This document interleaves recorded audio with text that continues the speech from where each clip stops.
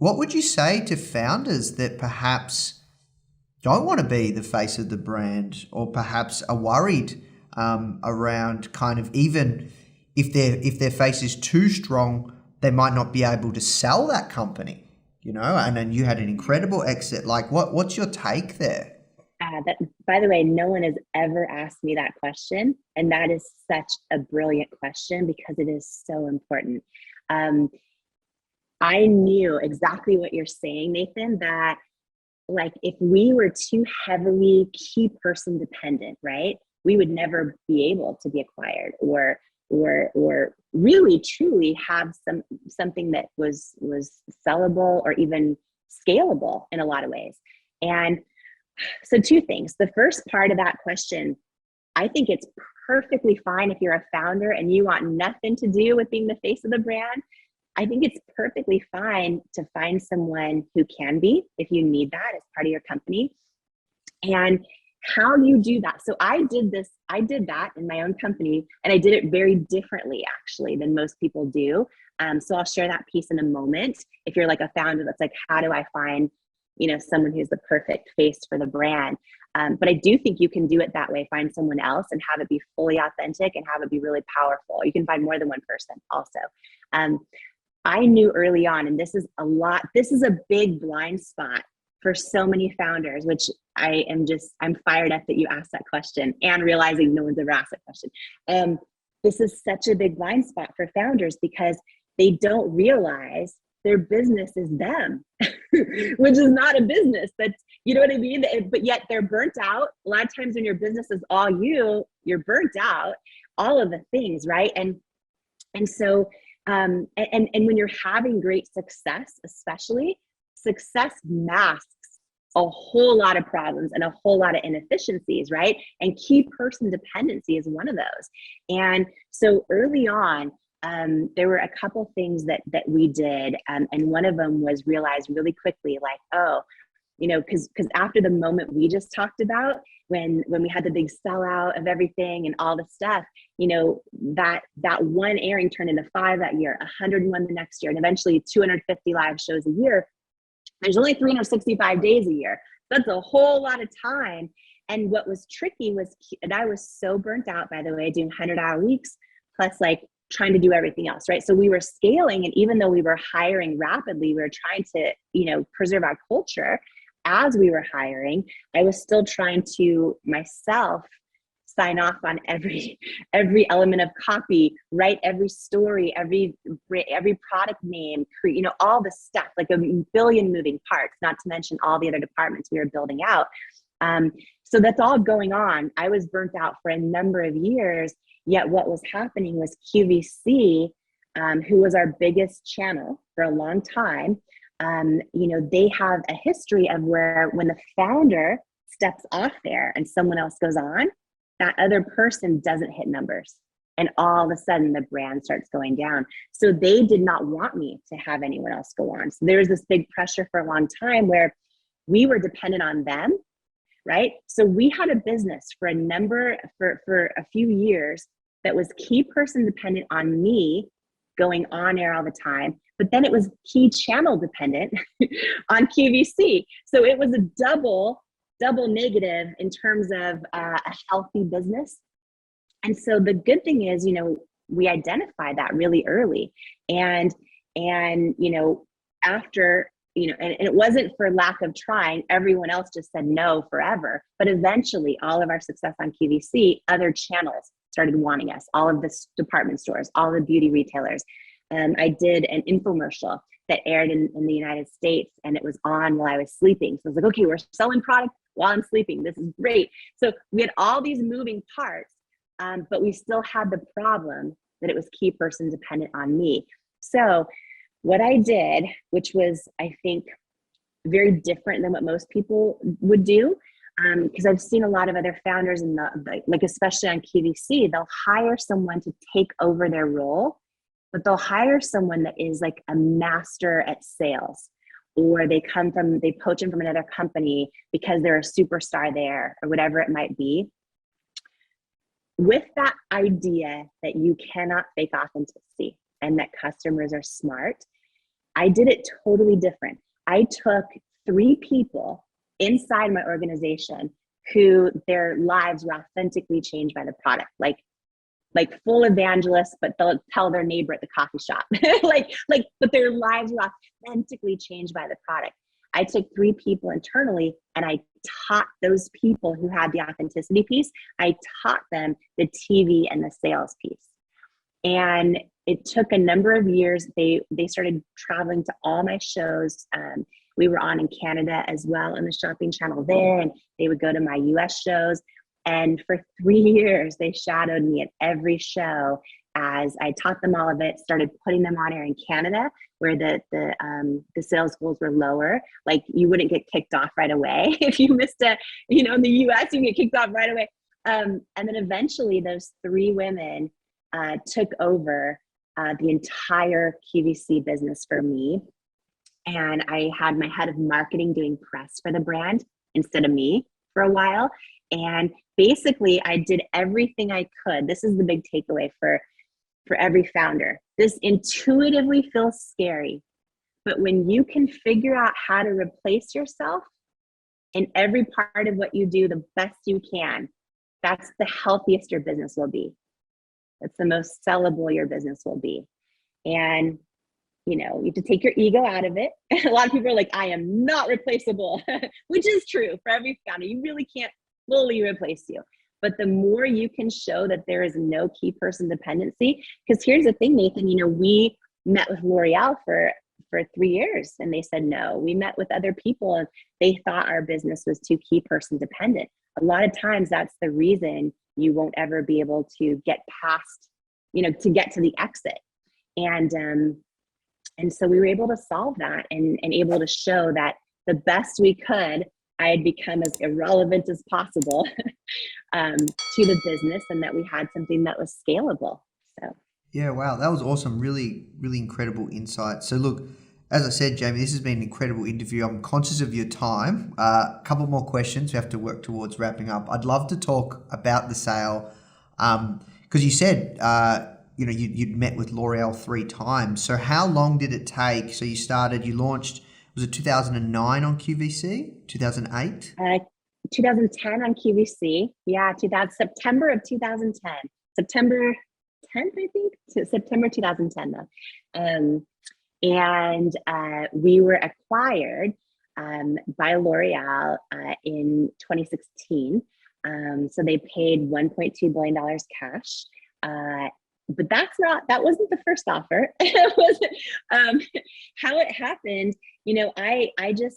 So the real truth is there were so many things I think that I did wrong growing the business, so many things that thankfully I did right. And one of the things I was never able to truly figure out for myself was how to not become totally burnt out. And meaning I drove everything so hard, including myself. I was so burnt out for a number of years. I actually, not to end the interview on a down note, but I'm just going to keep it so real because I have so much respect for every founder and every person with big dreams on their heart. And if sharing this helps someone feel less alone, then it's worth it. But the truth was, I think I know I became completely addicted to work. And my husband did as well. And so we were in this spot where all of a sudden we had all of this amazing growth. We had 7 million paying customers in the US. I mean, everything was spreading. It was beautiful. Our team was so much smarter than I am. It was like all of these parts were so incredible from the outside. But on the inside, I knew I was burnt out. I knew that, and my husband was too. We were both doing 100-hour weeks. I felt I was living by this feeling of I've got to strike while the iron's hot. Almost like a version of imposter syndrome where I couldn't believe this was happening to me. Like after so much rejection for so many years, like processing that all this success was happening, I was like, oh, well, maybe it's going to come crashing down at any second. So I've got to keep striking while the iron's hot. And I drove myself so hard and was so burnt out. And there was a moment that I remember where, my husband had called. I looked at my cell phone And in that moment, when I looked at his name on my phone, I equated it automatically as a work call.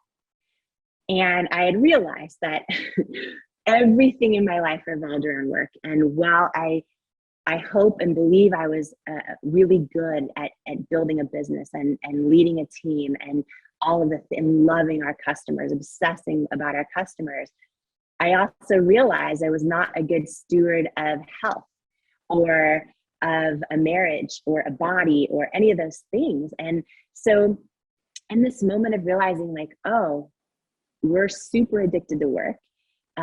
I think if I continue to live this way forever, I will regret it and miss my whole life. And so we were considering, do we go public? But in knowing that all of my friends who have gone public say like, oh, it's even more work. Like now you have your earnings calls and you have everyone shorting your, you have all this stuff going on.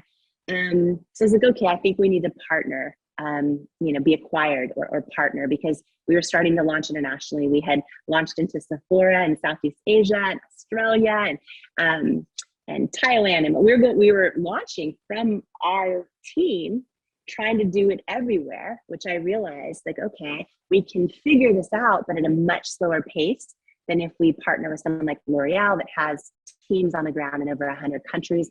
So, we'd started taking exploratory meetings. L'Oreal reached out first, actually. Oh no, that's not true. I sent their head of US luxury a big product basket because I'd heard her give a talk.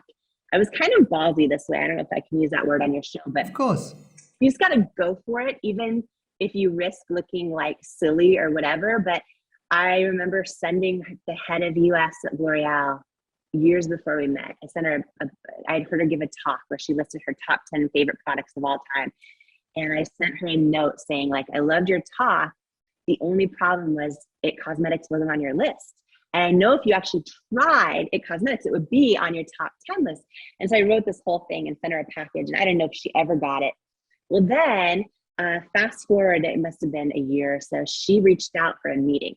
And I was like, so right away, I thought L'Oreal wants to buy us, like right away. But then I didn't realize it would be 3 years of the meetings escalating to Paris and everyone involved. And they always ended in a no and not the right fit. And so we did lots of different meetings. And then eventually we got really far along in the process, in the acquisition process with L'Oreal. And they made us an offer for the first time. And it was wild because after years of them saying no, they made us this amazing offer that, like, when I saw it, I mean, I couldn't even fathom. When I was a waitressing at Denny's, I couldn't have even imagined an offer like that.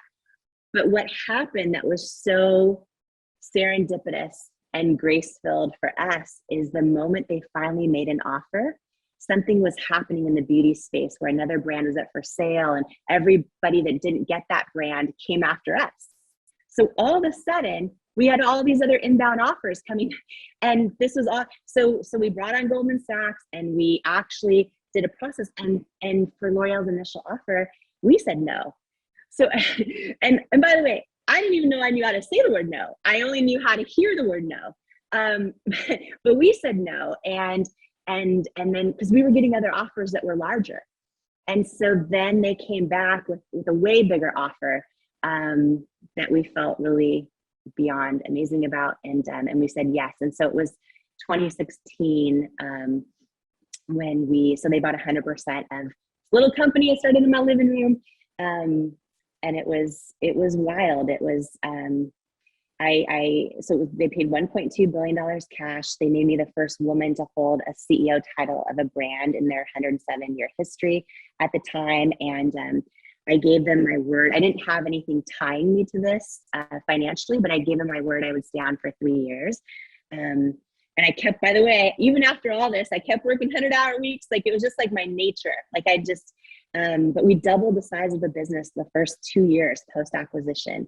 And then at the 3-year mark, I made the decision, because it's like such a well-oiled machine now, you know what I mean? Like, and I made the decision to write my first ever book called Believe It, and just it's really stories about how to go from underestimated to unstoppable. And I'm kind of in this place now where I'm so grateful to be talking with you, because I think when we can use all of the challenges and struggles and real stories and learnings and lessons we've been through to hopefully save someone else at least one night crying themselves to sleep, or money or time, I think that's when it becomes even more fulfilling and purposeful that we've had the kind of journeys, even not just the ups, but also the downs. It makes them so much more purposeful. And so I'm honored to be here with you and sharing all of this today.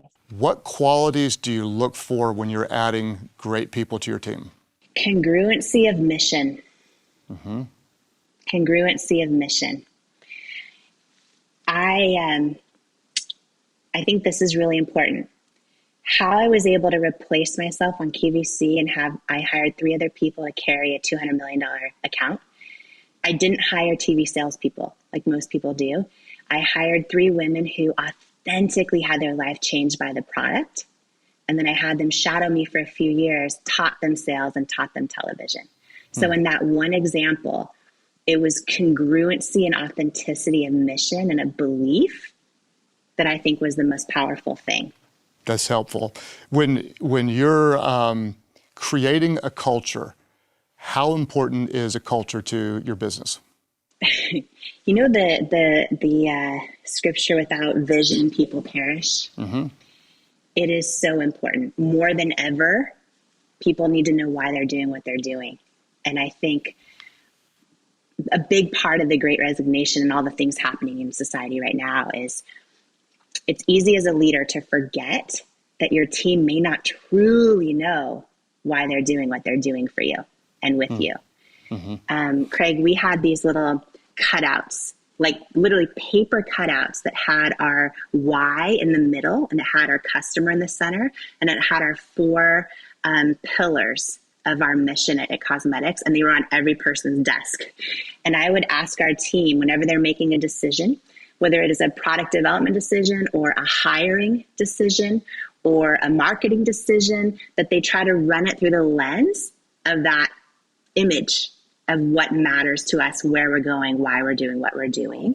And I think that's really what unified everybody. I don't think people thought their job was just their job. I think that they truly realized their job was changing the entire beauty industry and healing not enoughness and so many people affected by it. Let's just do a quick overview of how you got the idea to start this cosmetic business and some of the stuff you had to do out of the gate to make it work, because it was not an easy path by any means. Tell us about it. Not an easy path. Yeah. So, I thought I was going to be a journalist my whole career and was anchoring the news. And I started getting rosacea, which is a skin condition that's really red and bumpy. And I realized quickly that there was, I spend my paycheck on every product out there and I couldn't find anything that would work. Yeah. And sometimes when we start, businesses or ideas or goals or dreams, they kind of like come out of this setback that we're having. Yeah. And then it's like we later realize, oh wait, that was a setup for what I'm supposed to do, what God's calling me to do. And at the time I didn't know it was all that. I just knew I couldn't find makeup to work. And so after trying everything, I just decided, okay, I feel like if I can actually figure out how to create a product that works for me, it might also help so many other women out there. And so long story short, on my business, or on my honeymoon flight to South Africa, wrote the business plan with my husband for IT Cosmetics. And we got back and quit our jobs and literally just went all in. And I thought that would be the start of this amazing journey. Right. And it's now, when you look at the business now, which for the entire year of 2020, IT Cosmetics just became the largest makeup company in the country. So 20 years ago, I was a Denny's waitress saving my tip money to buy a Lancome eyeliner, a MAC lipstick, and this company I started in my living room is now larger than all of them, but the journey was hard. So when we actually started the business, it was 3 years. The first 3 years were all no's. So I would think, we have this product that actually works. We poured our savings into creating a product that after hundreds of iterations worked for me, which is our Bye Bye Under Eye Concealer. And I thought, if women get their hands on this, they're going to love it. And we launched our website and like no sales, right? And I would send it to all the beauty retailers, the department stores, QVC, and it was 3 years of hearing no from everybody. And we got down to our last $1,000 in our personal account, which is also our company bank account, and it was a really tough journey. It's tough when you can't afford to hire anyone who like is smarter than you and knows what they're doing, and you're just trying to figure it all out. It's tough to figure out how to keep your faith, right, bigger than your fear, and how to believe in yourself when it feels like no one else really is. Right. And so it's been this crazy journey of sticking with authenticity and really listening to this still small voice of like knowing, okay, I'm on this right track and I'm not seeing proof of it yet, but every time I check back in, I feel like I'm on the right track. And we eventually, after a real funny story, got one shot on QVC in a 10-minute window. And I took this big risk of doing something that wasn't being done in the beauty industry, which was showing my rosacea. And instead of traditional models, I put real women of all ages and skin tones and skin problems. And I showed live how the product worked. And I really, of course, wanted to have a successful business, but I also wanted to shift culture and beauty around changing the way women look in the mirror, changing how the images we see of what people call beautiful, and really ultimately helping to like do that before little girls start doubting themselves, and to do that to help heal myself and so many of us women that had seen images our whole lives that tell us we're not enough. So it was like this company of a product that I really believed in, but a really deep message. That's how I kept going for 3 years. And in that 10-minute spot on QVC, a lot of the experts told us like not to do what we did. They said, book traditional models. We took a huge chance with everything on the line and sold out in that first airing. And after 3 years of no's, got more airings and more airings, and then grew to the largest beauty brand in QVC history, and eventually got yeses from all the stores that told us no. Yeah. And grew to over 1,000 employees, and it's just been this amazing journey of trying to get that message out there of using models that are real women, and changing the way we see beauty to be so much more inclusive and so much more real. And then we partnered with L'Oreal. In 2016, they acquired 100% of It Cosmetics to help launch us in all the other countries with their teams.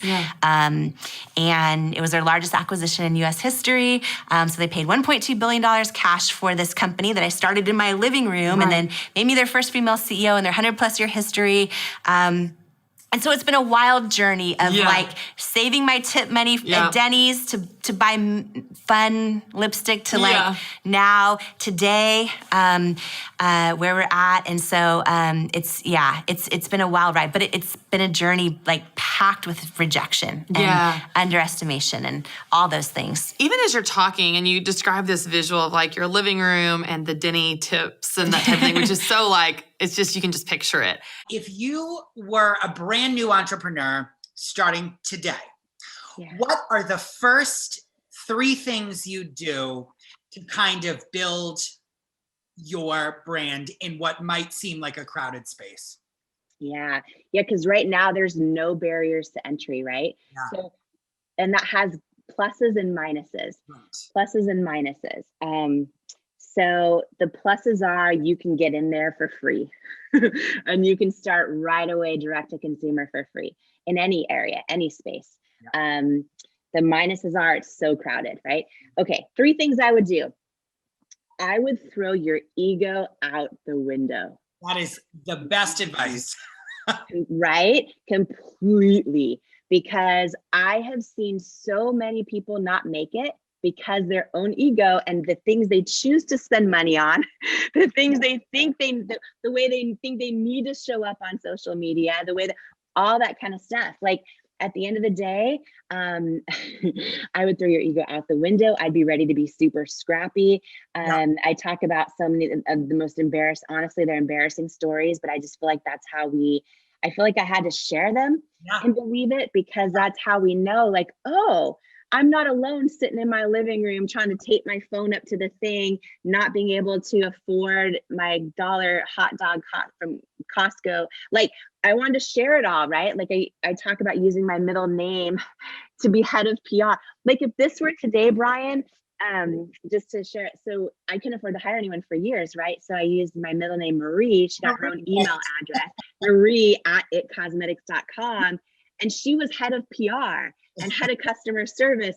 So like, if this were today, Marie would be like, oh my gosh, Brian Underwood, great news. Our founder is available for an interview.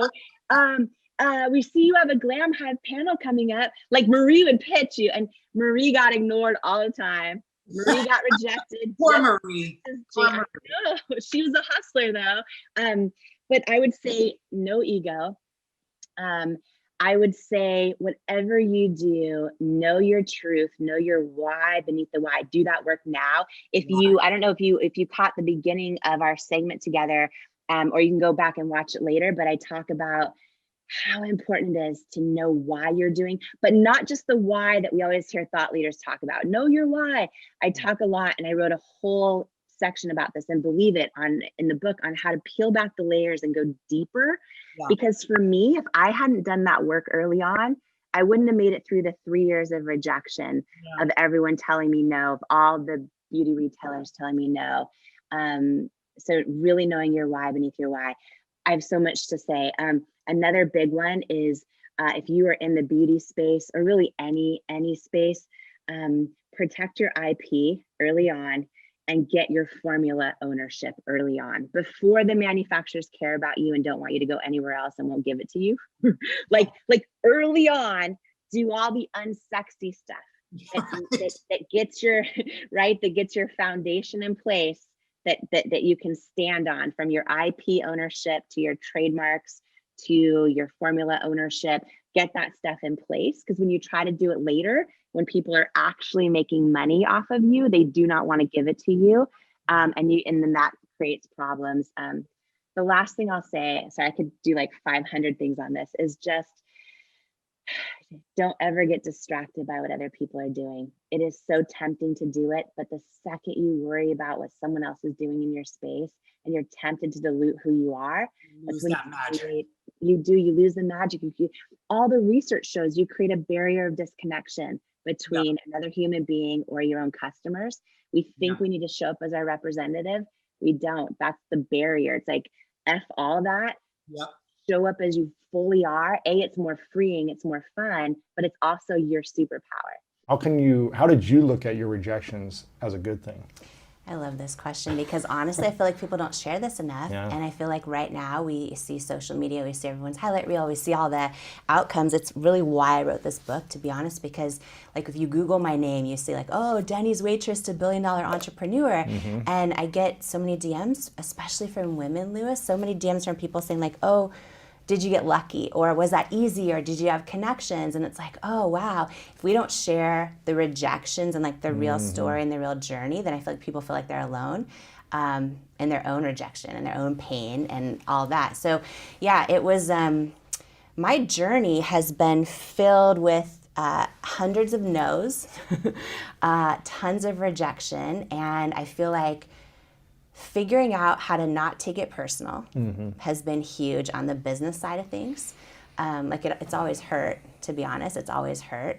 But also, I believe, and no matter if someone believes in God or the universe or whatever, when I look back at everything I've gone through, especially this last 10-year window, there's a famous saying, rejection's God's protection. You could say rejections is the universe's protection, right? Whatever applies to each person listening, but like, I believe it. And so that person shouldn't have said yes to you. It wouldn't have been the right fit for you. Wouldn't have been the right fit. Or the right timing, or whatever. And what's hard, and here's the hardest thing, is so many people actually like never step out of their comfort zone because they're so afraid of rejection, because it freaking hurts. It sucks when it happens, right? And sometimes it doesn't make sense, and it doesn't feel fair. And I remember, one rejection out of hundreds in my journey, because thought I was going to be a news anchor and a talk show host my whole career. I love other people's stories. Like I just want to interview you right now. It's like since the time I was a little girl, it's all I wanted to do. And I was working in my dream job as a news anchor, and I started getting this skin condition called rosacea, which is bright red, and there's like bumps and all kinds of stuff. And I thought I was going through this big setback in my career, and I would be anchoring the live news, and I'd hear from the producer in my ear, like, there's something on your face, there's something on your face. And I'd be live, and they were like, you need to wipe it off, you need to wipe it off. And I knew... Then it'd probably get worse. Yeah, because of stress. It's like flaring up more, you're like, ah! I'm like, ah, and I knew there wasn't anything I could wipe off. And I started going through this season of self-doubt where I started thinking, okay, am I going to lose my job? Or am I going to lose viewers? Is my boyfriend still going to think I'm cute? Like all those thoughts that we tell ourselves. And I started thinking I was in this like big setback, but what it was really was a setup for what I was supposed to do. Right. And I think so often our setbacks are setups. It's just hard to see it at the time. And I started, trying every makeup out there, from the most expensive to the least to everything. I couldn't find anything that works. And I made this decision to literally leave my dream job. Like, I think sometimes knowing when to let go of a dream is as important as knowing when to go after one. And I feel like so many people are always like, just don't give up, just don't quit. But I actually think that doesn't always apply. I think that like the victory is knowing when to hear yourself and trust yourself and let go of a dream or step into one. But what I didn't know is stepping into that dream would be faced with 3 years of constant rejection. So from the moment I quit my job and my husband and I wrote our business plan on our honeymoon flight to South Africa, got back, like dove all in, put everything we had into a product. And once we finally had a product that worked for me, I just thought like, oh, it's gonna sell. It's just gonna do well, right? And it was literally 3 years of every single beauty retailer, like all the ones I loved and the ones I thought, oh my gosh, like I put them on a pedestal and I thought, oh, they're gonna love this because it works, and so I would send it to Sephora and Ulta and QVC, all the places, and they all said, like every one of them said no. For 3 years. For 3 years. We got down to under $1,000 in our bank account, which was our company and personal combined. Literally, it was no after no. And I mean, one no that stands out, just to share this, because anyone listening, part of, your greatness community, like dealing with rejection, dealing with setbacks, it's hard. When you check in with your gut, you feel like you're supposed to be going after this dream or creating something or launching the podcast or creating the product or whatever. It's hard when you feel like it's the right thing, but then there's no proof of success around you. No one's buying into it. No one's buying into it. And then your own self-doubt starts taking over, right? And when you have experts telling you they don't believe in what you're doing, that's hard. And I remember one moment in particular when we got interest from a private equity firm. And I was so excited because we had so many no's, and I thought, okay, if they invest in us, and this was a big private equity firm, they invest in a lot of like consumer product companies that we see at the grocery store, like household names, right? And they invest in a lot of them pre-revenue, and then they become big companies. And I'm like, oh, if they invest in us, A, I won't go bankrupt. B, maybe they can use their leverage to get us into these stores that are telling us no, they don't want our product. And so we started the meeting process with the investors and went through the diligence phase and presented our product pipeline and showed our budgets. And I'll never forget the final meeting. And my husband, Paulo, who he was there. And then the head investor was like 3 feet from me. And I thought it was going to be a yes. Like I was so excited. And he literally was like, thank you. We're really, we want to congratulate you on your product. We think that it's awesome. We want to wish you the best, but it's a no. We're going to pass on investing in IT Cosmetics.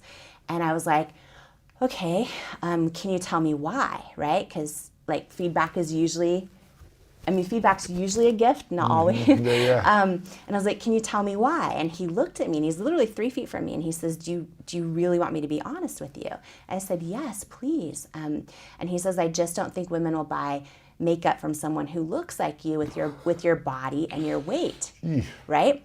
And so this was a moment when you said that, I don't think women will buy makeup from someone who looks like you with your body and your weight. It was this moment where I was like looking at him, right? And it was almost like watching his lips move in slow motion. And I remember two big things from this. I remember like my whole body flooded with like a lifetime of body doubt and self-doubt. And God doubt, you say? Yeah, God, everything. But it felt like I was staring my fear like straight in the eye. It was almost like it wasn't even about him in this moment. And I knew like, that two things. I remember that, and I remember this moment in my gut that told me, even though I was in pain at the time and it hurt, and this was like a big rejection, I also felt this really strong moment of feeling like he's wrong, like a knowing, like a deep knowing. But I also knew that like if I was ever going to prove that, I would also have to truly believe it. You know what I mean? And it was tough. I went to my car and cried, and didn't know what we were going to do. But one thing and I did a lot of things wrong in my journey, and I share those in the book, but one thing that I did right was like through all the rejections, I actually never took them personal. And with Really? him, I felt no anger toward him.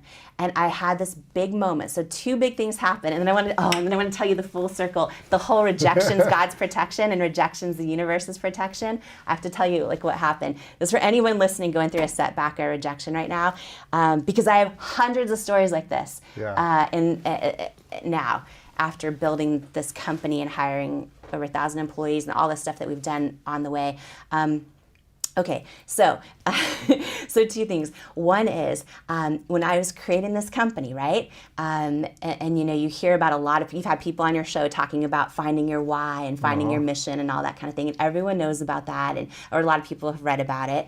And I think knowing your why is important for any goal or any dream. But two things happened. When I created the brand and I was like, why can't I find any product that works? Like, I don't understand this. This is when I was working as a news anchor. I had this moment where I realized, oh my gosh, my whole life, even when I was a little girl growing up, all I ever saw was TV ads or magazine ads. I loved them. And I always saw the models and I always like aspired to look that way. But they all always had flawless skin. I never saw anybody that had rosacea or any type of challenges. And I realized two things, that I always had aspired to look like them, but they also always made me feel not enough, because you could never look like them. Yeah, what was called beautiful, I didn't see myself in, right? And so I had this whole idea, which is part of why all the retailers were saying no in the early years. I had this idea to not just create products that work, but let me show models, all different people, every age, skin tone, skin challenge, gender identity, skin problems, size. Like, let me just show real people and prove this product works. Like, let me go on QVC and prove it live. Let me show my own rosacea. And I just thought, if people can see people that look like them, this just makes sense to me. But all the experts said it didn't. So back to me standing there with this investor saying, I don't think people will buy makeup from someone who looks like you with your body and your weight. After I went in my car and cried, rejection always still hurts. I also just remember feeling like, wow, he's passing on investing in my business. He's making a business decision because of exactly why I'm starting this company. Like, he's just as much, I don't want to call it a victim, but just as much impacted by the definition of beauty that's out there. And he's literally passing on investing in my company because of it. And so it drove my deep why for like why I was building this company.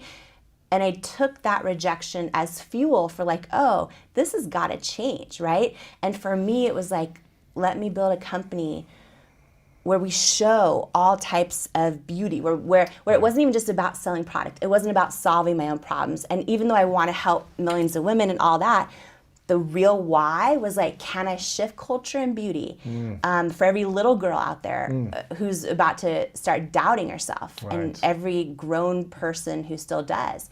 And so like that drive fueled it. And not being afraid of rejection is so huge. And it's really huge for women because it prevents a lot of people from even trying. And it hurts. It always sucks. It never feels fun. But I got rejected so many times on this journey, and to finish this thought about how rejection is God's protection. So the day this dude tells me this, right? Fast forward 6 years, and the day that L'Oreal bought our business for $1.2 billion cash, it was all over. They had to announce it because they're a public company, so it was on the Wall Street Journal homepage. It was everywhere, and I got an email from him. You? He emailed me. Wow, what did he say? I got an email. He said, "Congratulations! I'm so happy for you. I was wrong." And have you stayed in touch in those 6 years? Not with him. With everyone else that rejected me, though, I did often, because I was always like, "It's going to be a yes. It's going to be a yes." With him, here's, and this was 6 years, right, until this moment happened. But what I realized that day is, when we talk about like rejection is protection. I was so desperate in those moments when I wanted him to invest that we probably would have sold him the majority of the company for like no money, because he didn't believe in us. Two things: we found out we would have been his most successful investment in his firm's history, but then also like by the time, because he didn't believe in us, and also we got a lot more rejection on the way, by the time that L'Oreal acquired our company, we were still the largest shareholders. So it was like, okay. So I was so glad he didn't believe in me then. But when rejection happens, it's not easy to see it in that moment. It always does hurt, but I always believe. Now I want to talk more about how I see intuition. Tell me if you think I go astray, if you have an insight maybe that I'm missing. This is what I've taken from your book, so obviously if I get something wrong, let me know. But so when you get to that moment in the book and you talk about hearing that devastating news, which for anybody would be ruthlessly difficult, for a woman, just multiply it by 100. So the fact that it, maybe was a dazing blow, but you regain yourself and you get back in the game. And I start replaying your story from the beginning, things you'd already talked about in the book up until that moment. And I realize, okay, wait, she struggled with her weight in school. She was sneaking diet shakes and drinking them in the bathroom with other girls who were going through the same thing. And that was like the first ding. Okay, other girls that are going through the same thing. That's interesting. And, really struggling with your weight and seeing how it affects other people, and wanting to find ways to connect with them and make them feel better. And you develop this ability almost to soothe other people even more effectively than you soothe yourself, which ding was another, okay, that's interesting to see sort of what you could give to somebody else. And what I want people to understand, what I'm building here, is the context. It is I talk about it in terms of context or frame of reference, but it's what people would refer to as their gut, the thing that sort of escapes logic, that's built on everything you've lived up to that point. And then there's one thing that when I read in your book, I legitimately was by myself and out loud, I was like, what? I had no idea that you found out in your late 20s, 27 if I'm not mistaken, that you're adopted, and that you become obsessed with who am I? And the notion of who I am has sort of fallen away into tatters. And I was like, oh my, I have the chill. I wish you could see that on camera. I have the fucking chills thinking about how your story, all of those elements, because you had the ability to contextualize it, see it as intuition, God speaking to you, however you translate that, but that quest of identity, of realizing that what your mission is in It Comics was to help people love themselves as they were. And so it would be an affront to your very reason for existing to take that guy's advice. So it's like, if I'm a screenwriter, leading up to that moment, for the character to be true to herself, of course she has to reject that advice, because the being in the bathroom and sharing those shakes and loving those women, those girls for who they were, and seeing something they couldn't see in themselves, and battling with your own weight, and then the adoption and having to refigure out who you are, all of a sudden you realize, identity is like extraordinarily important. And now the piece de resistance, you marry that with a real business education, not only of experience, but actually having gone to school and studied this stuff. And now it's like, okay, I've got pieces that I can explain, which, by the way, I'm literally just walking people through what's in the book, which is why this book is so powerful. Of when you understand that your life has been hard, I'm talking to everybody now. Your life has been hard. It's full of upsets and slights and abuses and dumb mistakes and embarrassments and all that. What your book and your ideas teach people is how to turn that into feeling, that when you're still, you can interpret through a mission to make choices that are counterintuitive. Now, why is that important? Your life is an explanation of one very simple idea, which is if you want to succeed big in business, you must bet against the consensus and be right. For you to have built something that you could exit for $1.2 billion, everyone had to be against you, otherwise they would already be doing it. It had to be the counterintuitive idea. And seeing the pieces like that led up to that moment is breathtaking in your ability to lay it out and like draw those pieces together. And so what I hope people don't lose, because here is, and we may see this differently, but when I am compelled by one simple fact. Right now, your zip code is the #1 predictor of your future success. That is true because the context of your youth binds into your mind in a way that is ruthlessly difficult to recognize as a construct. You simply mistake it for truth. And so people get trapped in these very terrifying ways. So I think a lot about how do you get people to train their intuition so that really when they turn inward, because most people, I think they turn inward and they're still so broken, they think I'm not worthy. And so when this guy says, don't do this, they crumble because they haven't translated the hard experiences into a mission, which is what you did. How did you get your job? AKA, how did you find yourself doing the work you're doing today? You know, I always, since the time I was little, Nathan, I always sort of knew I would be an entrepreneur one day. I thought that like I would, you know, save candy that I would get at a holiday. And then I would think, how can I sell this? And so I always kind of had that inkling. But then I actually thought growing up that I would do something totally different. I would sit in my living room and watch Oprah every day as a little girl. And I thought one day I'm gonna share other people's stories with the world. And so, you know, growing up, I kind of had my sights set on that. And I did all kinds of jobs, from waitressing at Denny's to pushing grocery carts in the parking lot and all those things, slicing meat in the deli. And I eventually landed in what I thought was my dream job. Which was anchoring television news and sharing people's stories with the world.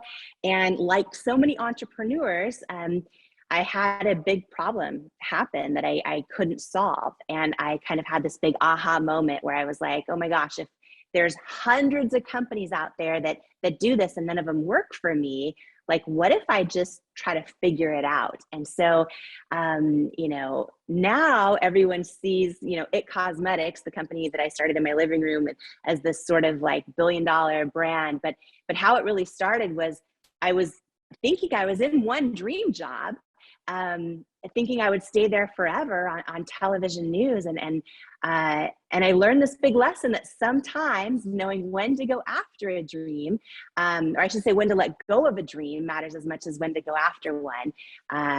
And I was just, you know, I was anchoring the news every day and live on camera. And I developed a skin condition called rosacea. So for me, like my cheeks, my forehead, my nose, everything would get really, really red and bumpy. And so I started, you know, spending my whole paycheck on makeup products. And I tried everything out there from the most expensive stuff to the least expensive, and nothing would work. And there was one moment, Nathan, that was sort of the pivotal moment for me, which was, I was live on air, and all of a sudden I hear in my earpiece from the producer, there's something on your face. There's something on your face. You need to wipe it off. You need to wipe it off. And I'm live over the airways, and I glanced down into my little compact mirror off the side, and I knew what it was. It was that the makeup was kind of breaking up, almost the way, like, if you imagine clay in a desert starts to crack, it was like cracking on my face, and the redness, the bright red skin was coming through. And my producer had no idea what it was. He just thought, like, wipe it off, get it off.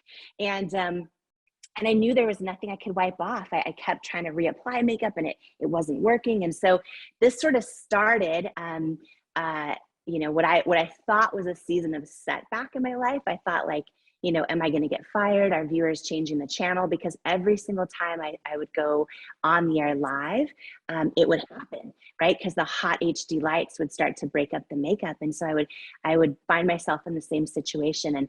And it was, and then I realized, like, okay, if I can't find anything out there, and there's hundreds of makeup companies, I can't find anything that works for me. There must be so many other people out there that maybe have just given up on makeup or feel like they've never found anything for them.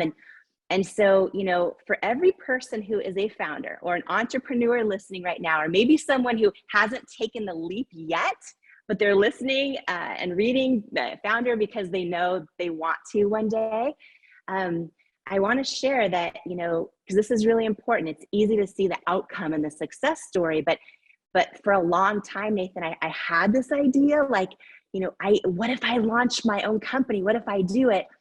And my gut told me I was supposed to do it. Like, I couldn't shake that feeling. But for a long time, I didn't do it because my head was sort of talking me out of it. I would think things like, oh, but you're not qualified, and you don't have any money, and you don't have any connections, and you know what I mean? And so many people, I'm sure, have already tried to do it. And if there's nothing that works, what makes you think you can? And just all of those thoughts that we tend to have. And when I look back now, I am so glad I listened to my gut and went for it and took the big chance, even though it was much harder than I could have imagined. Because I think so often in life, our gut's telling us one thing, but then our head is telling us another. And our life comes down to which one we listen to. So. Yeah, wow. What a crazy story. So can you tell me I'm just curious, how long did you have this idea in your head? Well, it was a couple years because I was just trying to find anything that would work. And, you know, one thing that happened that sort of put me over the edge that I think is really important just to share, especially with anyone out there who, whatever phase they're at in their business or their entrepreneurial journey, is early on, I had a blessing that I look back now and go, thank goodness that happened. And it's really what put me over the edge to really launch this thing and go for it. And, you know, we hear so many amazing thought leaders talk about your why and identifying the why of your business and your brand and your mission. And what I know now, because I've now had the gift of just meeting tens of thousands of entrepreneurs over the years. And a lot of people, I think, they think their why is strong enough, but they haven't actually done the work to peel back the layers and like go deeper and get to the why beneath the why that's so powerful that they can lean on it when the times are super tough and they're tempted to quit. And when I look back at this moment after having this idea for a couple years, one thing that happened so, I guess, serendipitously, or out of sheer grace, I should say, is that, you know, initially I thought like, oh, okay, I can just create a makeup product that if it works for me, it'll probably work for so many other people. So my why could have very easily been like, oh, I'll solve my own problems, but I'll help so many other people too. And I think a why like that is why so many entrepreneurs fail. And here's what I mean by that. Because when we share a why like that with someone else, they're like, that's great. That's so virtuous. That's awesome. And then we think it's enough.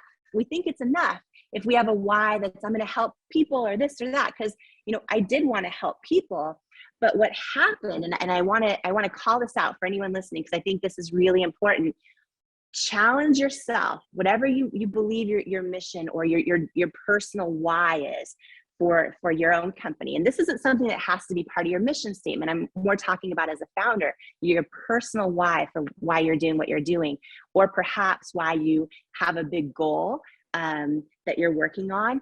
Is take your why, but then literally go deeper, like peel back the layers and try to go deeper to the deep why beneath the why. And in my case, what happened is I realized, like, at this one moment, and this is what put me over the edge to launch everything, was like, I was like, I don't understand. This makes no sense that there are so many companies. Why do none of them work for me? And then what I realized was like, wait, I've actually never seen a model who has like bright red rosacea selling makeup products, right? And then I started thinking about growing up as a little girl. And what I realized is every time I would see the beauty ads on television or in magazines, like I loved them. I aspired to, you know, look like them. But at a real deep level, they always made me feel like I wasn't enough. And I had this big moment where I realized, like, okay, I want to launch products that work, but what if when I launch a beauty company, what if I can actually put, use real people as models, and like all different ages and shapes and sizes and skin tones and skin challenges, and call them beautiful and mean it. And what if I could actually like shift the definition of beauty inside the entire industry, for every little girl out there who's about to start doubting herself, and every grown person who still does. And it was kind of this huge, crazy idea for someone that was sitting there with no money, no connections, not sure how it was even going to happen. But I got that deep, deep, deep why that was so not just painful, but really meaningful, purposeful for me. And that came early on. And, after I jumped into entrepreneurship and, poured every penny I had into it, I didn't know it would be 3 years before I could even afford to pay myself at all. I didn't know that I would get hundreds and hundreds and hundreds of no's. And I think that as founders, as entrepreneurs, as people with big dreams on our heart, we need like a toolbox of things we can pull from that help us maintain our resiliency. And for me, I think one of those real important tools was really that deep, deep, deep, meaningful why, where I realized, okay, what I'm doing is bigger than myself. It's not just about me, right? And the last thing I'll say to this really quickly, because I think sometimes people think their why has to be some like global, grandiose, thing. Sometimes your why, your deep why, may have nothing to do with your actual company, but your deep why may be like, I'm going to be the first person in generations of my family to break a cycle of poverty or of lack, or I'm going to be the first person that, goes for it and doesn't let self-doubt hold me back in my entire family, right? It could be, there's deep whys, or I want to show my children what it looks like to go after a dream. There's a lot of different whys beneath the why, but I think identifying one of those that really truly hits home is such a key, because being a founder or an entrepreneur at any stage, right? I've kind of seen a lot of different stages, from no money, no one believes in you, you're about to go bankrupt for a few years, to private equity investment and massive growth, to we built to over 1,000 employees. And when we eventually were acquired by L'Oreal, it was their largest acquisition in the US in their history. And then I was part of the largest beauty company in the world as well. So it's kind of like I've seen inside all those, and they all come with their challenges. But I think no matter what phase you're at, having that deep, deep why beneath the why is super, super important to do the work for. It's worth spending the time in, for sure. So Holy and Jamie, cow. So you sold the company. You sold the company how many years ago? 3 years ago, 3.5. Does that mean that, do you still work for the company? Yeah. So what happened? So I agreed to stay on as the CEO of the company, and there's nothing financially holding me to it, but I gave them my word that I would stay for 3 years, and so it was pretty cool in the sense of, I started this scrappy business, couldn't afford to pay myself the first 3 years, as I shared, and had to do. Oh my gosh, I share all the crazy stuff in the book about like all the jobs I tried to do myself, and how when I couldn't afford to hire anyone, I was trying to just figure it all out, and all the stuff we did to do that. And so it was wild to then, be acquired by L'Oreal and see inside of this massive company. And it was a really cool experience. I felt underdressed every single day of my life. But it was this kind of like really wild moment where I was just like, wow, when I was waitressing tables at Denny's, I didn't imagine I would be inside of the L'Oreal headquarters in Paris. And it was the coolest experience. So I gave them my word I would stay for 3 years. And I kept my CEO title at Cosmetics. So that meant that I was the first woman in their 100+ year history to hold a CEO title of any brand, which was really fun. And I learned a ton. And in 3 years. How ironic is that? Yeah, you were the only CEO in cosmetics of a beauty brand. That's a woman. Well, I believe, that, what is that saying? Won't be the last. There's going to be a lot more because for sure. So there should be, Yeah. So are you done there now? Yeah, so we doubled the size of the business in the first 2 years after they bought it, and I ran it for 3 years, and then I just had this knowing. We talk about, and by the way, oh my gosh, okay, so I would when we started doing really, really well is when I started hearing from book agents and producers and stuff about my story, and I always had this feeling like I didn't want to do it unless I knew it would be authentic, and they're like, we can have a ghostwriter or whatever. And I always said no because I was so focused on running the business. So I said no to meetings for 5 years. And about a year and a half ago, I just had this feeling like, okay, I'm supposed to give or serve at a whole new level and share everything I've gone through, because what I've learned is like when we share that stuff, it's the most fulfilling when you have like even right now, I'm doing an insider kind of launch group for the book. And so a few people, just like your mom, are starting to read the book. And I'm getting messages of women saying like, oh my gosh, this week I made the decision to trust myself and it worked. And I'm just like sobbing at my computer. This is where I get my greatest joy, my greatest fulfillment. And so I decided to step away. Because sometimes knowing when to let go of a dream is as important as knowing when to go after one, right? And I just had this knowing that it's time to just, hopefully, God willing, use everything I've gone through to help hopefully be of service to somebody else. And so I sat in my house all alone and sobbed my eyes out and binge ate Lucky Charms and wrote every word in the 80,000 words in the book. And are you always yeah. this calm? You always I feel like you're the most soothing. Yeah, like you are. You're relaxing. So relaxing and happy. Yeah, like such a gentle, positive energy. It's so love. Is that always? I mean, I think I'm the kind of person where I always show up loving. I'm probably always underestimated for that reason, because like inside I'm like so on fire. Okay. But like I don't waste a second of my life judging or you know what I'm saying? Like I just we have no judgment over here. A lot of people, we talk about dreaming big today, and I feel like a lot of people have these reasons they think they're not quite ready to dream big yet. And maybe they think they don't have the right support around them, or they don't have the right setup on their computer, or they don't have the right team they've hired, or they don't, all these things. And I think part of you showing and me showing, hopefully both of us, all the real stuff, it's like, oh, you don't always need to have all that stuff together to start or to dream big and to start having that vision. That's a big vision for where you're going while enjoying the moment. People, I love that. Big vision for where you're going while enjoying the moment, and knowing that 100% of success stories you have ever heard, that success story began with somebody going 90 miles an hour and putting the wheels on as they were going and building the thing. They endured years of mess and disorganization and trying to figure out and doubt and risk of failure on the precipice daily. And you don't get that easy path when you want to do great things. Yeah. It's difficult. Les Brown always said, I love Les Brown. Les has been on our stages. Les is a personal development legend. I hope you know who he is.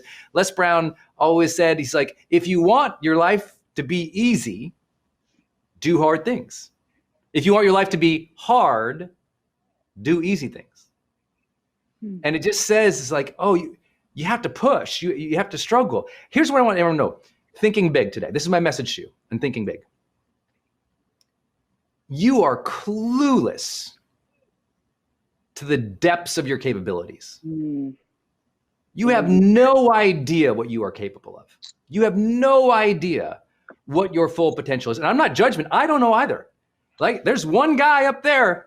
For me, I'm a spiritual person, so God's got me. God knows the immensity of the soul he put into this body, and no one else does, including me. I have no idea the immensity of the challenges God's got lined up for me 5 years from now, or 10 or 3 or 4 minutes. Like you don't know. But what you do know is you're going to arrive and you will be summoned to call your best forth to serve one day. You will be summoned to rise above your own little insecurities and comforts and joys and ask, wow, how can I get more out of myself to be of service in this moment? Whether that is your first 2 years with a new baby, and you're like, my eyes, I haven't slept, you know? Or it's that first 4 years of your startup. It's going to demand so much of you, but you will rise to it. You will be capable. You will learn as you go. So stop all the waiting, get in the game, put the wheels on as you're going, move towards that dream with more rapidness, because you'll figure it out as you go. It won't be perfect. Jamie said, you're so vulnerable. Yet the other day you said to me, I feel like never in my life, Brendan, have I dropped more balls, I think you were saying. And right now. Yeah, tell them about that, because you're thinking big, but she's built $1 billion business. And right now, even after having that experience, she feels like this is life, y'all. Anyway, tell them about that. I think, you know, when I think back to the early days of building at Cosmetics, there were years of I didn't know what I didn't know, right? And I was trying to do every job in my living room because I couldn't afford to hire anybody. And I think anytime we're also doing something new or dreaming big and trying to go to new levels, just the newness of all of it is overwhelming, right? Because we don't know what we don't know. And so, you know, at the end of a 10-year journey with that, building over 1,000 employees and $1 billion company and all that, I knew a lot about the beauty industry and about manufacturing and legal and acquisitions and building a team and leadership and all those things, right? And now, as a first-time author, I actually a whole new game. A whole new game. I feel literally I'm back in my living room, not knowing what I don't know, right? And it's a growth, a major season of growth for me.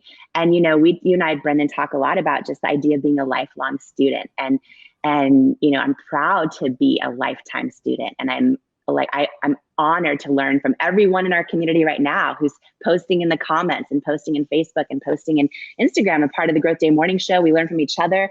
I learn from all the other Growth Day coaches. And I'm in a season right now of going, okay, because for the last 5 years, I've been offered book deals because of my story, but I didn't want to have a ghostwriter do it. So I said no for 5 years. I wanted, because I have learned in my life, like, you cannot fake authenticity. And, you know, one of the things I talk about in the book a lot actually is how, you know, authenticity alone doesn't guarantee success, but inauthenticity guarantees failure. And that's in everything, right? And I talk about all the lessons I've learned around that in the book. But then for me to have that book actually truly serve at the highest possible level, I wanted to write every word myself. I knew it had to be authentic. So this has been 2 years, actually, a year and a half, little over a year and a half of growth and of dropping so many balls and learning new things, messing it up, trying to get into it. Yeah, like you saw me when I got the first cover in. I was cutting it out and taping it to Jay Shetty's book because it was the right size. Every little thing I'm like trying to figure it out, and because I want it to be authentic and I want it to be right and I want to have no regrets. But yeah, I am dropping balls everywhere in terms of, I mean, last night I was up all night writing web copy, writing because I want it to be authentic to like the heart and soul of how I want to serve. And I'm doing a big launch event, which we'll talk about later. Because it's still top secret, but we're going to tell everyone on Growth Day first. But she's doing it big. She's going for it. Listen, she decided to write a book. And she had, I want everyone, I know some of you are thinking about writing a book or launching something new. When she said, I'm going to write a book, she said, I want it to be a bestseller. I want it to really impact millions of people. I want it to be a New York Times bestseller. I want to really get it out there. Even though, please listen, she'd never written a book, had no idea how to write a book, and had zero idea how to promote something. Yeah. Her confidence in thinking big came from her belief in her ability to figure things out. She's like, I'll figure it out. So your big vision should not be limited by today's skill set or today's competency. Your big vision should be based on your service you want to give, your dream you want to live with your family. And you will develop the skills along the way as you get in motion towards the thing. You don't start the journey perfect. the definition of perfection is to perfect. To perfect requires that you start. You start something, release something, launch something, and you perfect as you go. Perfect is a verb. It is done to something that is out there, that is released, that is built, to perfect. And so you don't start perfect, you perfect. And then as soon as you go, oh, okay, we're going to start this Growth Day morning show. We don't know how to plug it into Instagram or Facebook. We don't know how to use an outwork mic, these mics. We don't know what the heck we're doing. Our first 4 days, we were just perfecting how to do that little piece. We still are. I think that's so important. And Jamie, I want to give you credit because sometimes you feel like you're dropping so many balls because you're so good at what you're doing in every other area, but you're also doing awesome and you're getting great momentum, and I'm proud of you. Thank you. Yeah. And I'm just trying to be brave, and I'm trying to, and this, this is something that I think is huge too, is we often talk about when, I have a whole journey of hearing no for years, right? Experts telling me my vision wasn't going to work for cosmetics and all those kind of things. But I still believe that it's our own self-doubt that kills more dreams than almost anything else. It's our own kind of limitations that we put on ourselves, or our own reasons we give ourselves why we need to still wait to do something, or we're not quite ready to write the book, or any of those things, right? And I get why, because doing it all and putting ourselves out there is scary. And sometimes it's easier to not dream big, because then we don't have to be afraid of not hitting that mark, or we stay in our comfort zone, right? But I think that to recap what you said in the start of this, which is so good, it's so good, is until we take those chains off we put on ourselves, we don't know how much we're capable of. We don't know the level we're capable of dreaming and serving and giving and creating and ideating and inspiring, right? And leading and all of those things. And I think that, and the level of discipline you're all capable of. The level of, so Jamie is in what we call a launch window. So for those who are new, Jamie is launching a book called Believe It, and it comes out next month. I hope that you will pre-order on Amazon. It's called Believe It by Jamie Kern Lima. Comes out next month. She's in this time we call a launch window. A launch window is when your life becomes very deep work, essentialism, high performance habits. You are doing this thing. A lot of balls are following all over there because you have this limited amount of time to launch this thing. And until you've been through that several times, you don't know how much you can get done. I'll give you an example of thinking big. This month, if you told me, okay, Brendan, in 1 month, listen to y'all, in 1 month, rebranded the company, onboarded 20 plus people and teams from outsourcing and internal all around, launched a new offering, brought in all our new growth coaches, in other words, found 8 other new promotional partners and friends to serve, built a new software team, building the software, serving all of our customers without missing too many beats, launching a new community platform, launching this show, and somehow enjoying the month. If you told Brendan, 19-year-old Brendan, that was, he'd be like, I don't know how to hire. I don't know what a brand is. I don't know what a company is. What is it? If you told your former self that, or your future self, I should say, you don't know what you're capable of. And I'm not saying that to be oh, look at me, because I've feel like I'm putting the wheels on as I'm going. But I said, okay, let's just get in motion. We're going to figure it out. We're going to go. It's crunch time. Let's go. Let's move things forward. Move things forward. Move things forward.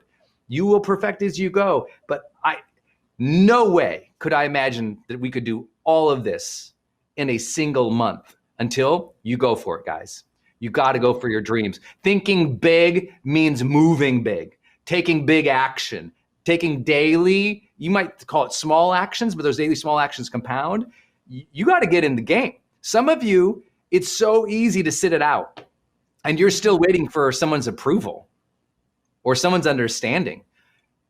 It's if no one understands, if you feel like no one understands you, you have no one to blame but you.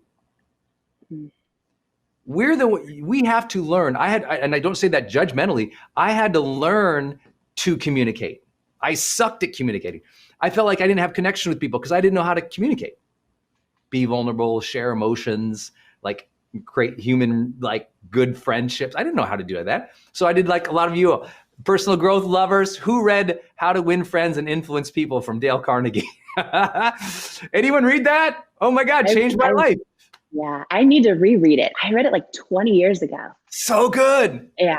That's a classic. Yeah. Yes. Yeah. And so I did that because I was terrible with people. And so now I communicate to millions of people daily. So if you told that really awkward dude, oh, you're going to talk to millions of people, you didn't believe it. But as you jump into the dream and you get momentum, you start to believe it more. You get more skills, more capabilities. Those capabilities lead to competency. That competency leads to confidence, and you're moving. I don't know. Yeah. And not only do you talk to millions of people, you train other incredible teams. I know I always bring up Oprah's team on the show, who I know you've trained, but you train so many people how to do it also. So it's like, not only do you do it now, you also are like one of the top people in the world at helping some of the top people in the world do it themselves. So it's pretty remarkable. And one thing I want to share, because I'm reading the comments, a lot of people saying, oh, it's hard to unchain ourselves. It's hard to start. It's hard to start when we don't know if our idea is good enough, or we don't know if our dream is right, and all that kind of thing. And one thing you just said that I just want to call out, because I think it's really important, is that sometimes people do cheer for you after you've made it. And I want to call this out, okay? Yeah, because so true. I've lived through this. I have lived through this, okay? I have so many stories, and that's why. So everyone writing a book, it's like it is the greatest joy to go, oh my gosh, if people knew I went through all this, they would feel less alone. They would feel like they can get through it too, because this is the real stuff that happens. But there were so many people that did not cheer for me until after my company was a success, or after we were splashed in all the magazines, or after. And often when they start cheering for you, then it's in the form of, I always knew that you would make it, or I'm so proud of you. I've been rooting for you from the beginning. You're like, no, you were. But it's okay, right? I think it's or they're like, they're telling people how they know you, and it's wild to watch this. And it's not that they mean harm. Here's what when I've peeled back the layers on this, there's a couple lessons here I want to share with anyone, especially if they're scared to start, if they're scared to take that jump, if they're scared to dream big and call their shot and go for it and all of that. Because what we start to do, I think, as humans, is we share our dreams or our ideas with the people around us. Sometimes we share them in groups. And then sometimes we share them with experts, or with, people in our industry that have had a lot of success or whatever. And then when we don't get the kind of response we're hoping for, right? Then we start to doubt ourselves, and we start to think we're not ready, or we think, oh, you know what? A million other people have done this idea. Like, maybe I shouldn't do it. It's already been done so many other times. So here's the big thing I've learned, okay, is, first of all, as we know, the only way to ever have a human connection is to show up authentically, right? And that can be with your partner, with a friend, with your customers online, with what you're doing, right? With how you're launching your dream. So just to take a step back, if you are doing something authentically, right, your dream. So in my case, there's 1 million beauty companies out there, and I launched a beauty company. Well, there's millions of them. Someone had already done it. Millions of people had already done it, right? But when you do something authentically, no one can do it the way you're doing it, right? So by definition, what you're doing is novel. By definition, it's never been done before. And here's what I've learned. Other people, typically, even experts, even visionaries, they typically can't imagine something being successful unless subconsciously they've already seen proof that it's already been done and it's already been successful. Yes. But because you're doing it authentically to you, it's never been done before. So don't be surprised when the people around you who love you, or the experts you have so much respect for, don't initially give you the reaction to your big dream or your big idea. It's because no one's done it the way you're going to do it. So it's never been done before. It's novel, it's new, right? And most people would never admit this, but unless subconsciously they've seen it that way and they've seen it succeed, They're not going to believe that it will. So, except except people who have done it themselves. Themselves. Like you and I believe in people. We believe in you guys so much because when you meet people who came from nothing and they built it and they did it, they're the ones who usually are on board. Like, sounds like, go for it. Don't know if it's going to work, but cheer them on, encourage it. Like people who've actually done it are the most encouraging. Yes. Yeah. And we've gone through the journey of hearing thousands of people not believe in us. And then when you come out of the other side of that, you're like, and you have a whole new perspective, right? But the truth is, I mean, in my own journey, for example, as it pertains to building the company, I also learned years later, the hard way, after crying myself to sleep a lot of nights, after hearing a lot of no's, I learned, oh, wait, most of the beauty retailers, they're amazing and they're great. And they all said no to me for years, but they've also never actually built anything themselves. Yes. Right. And it's like, oh, and to your point, that's why I'm so passionate about Growth Day and supporting it however I can, but also this morning show, right? Because it's like when you surround yourself with people that are in that space that share these kind of stories, then you're like, oh, okay, I get it that like Aunt Margie said that she didn't think this was going to be a success, but that's okay. She loves me anyway, and she's never built something like this. So she's seeing it through the best lens she knows how, but I'm not going to let that penetrate me or me calling my shot, me going for my dream, me dreaming big, right? So I want to share that to you this morning. Ladies and gentlemen, rock this house and welcome to the stage, Jamie Kern Lima! Baby Kern Lima! Every single one of us has had someone tell us we're not enough. Every single one of us has had someone say words to us that hurt.